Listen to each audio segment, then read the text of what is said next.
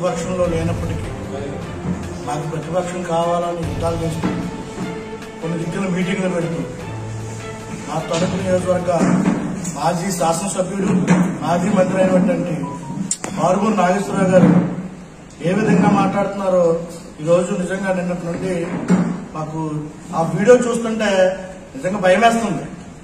ఎందుకంటే ఆల్రెడీ గతంలో అధికారంలో ఉన్నప్పుడు మా దళితులను ఎక్కువ టార్గెట్ చేసి ఆ యొక్క వైసీపీ అధికారంలో ఉన్నప్పుడు దళితులనే టార్గెట్ చేసింది, ఏకంగా చంపేసి డోర్ డెలివరీ చేసింది.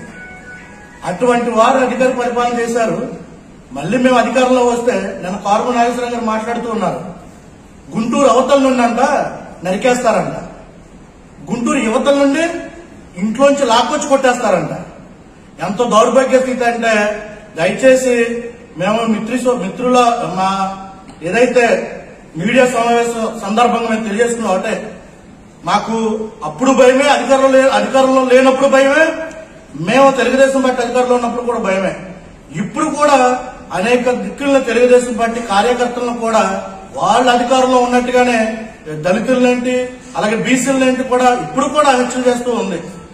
ఈయన ఏదైతే కారుమూరి నాగేశ్వరరావు గారు గుంటూరు అవతల నరికేస్తామన్నారు, ఉన్న వ్యక్తులందరూ అధికారంలోకి రాగానే అలాగే యువతల నుంచి ఇంట్లోంచి లాక్కొచ్చుకొచ్చి చంపేస్తామన్నారు. దయచేసి మేము రిపోర్ట్ ఇవ్వడం జరుగుతుంది పోలీస్ స్టేషన్ లో. వెంటనే పోలీసు వారు కేసు నమోదు చేసి వారిని వెంటనే అరెస్ట్ చేయాలని ఈ సందర్భంగా తెలియజేసుకుంటున్నాం.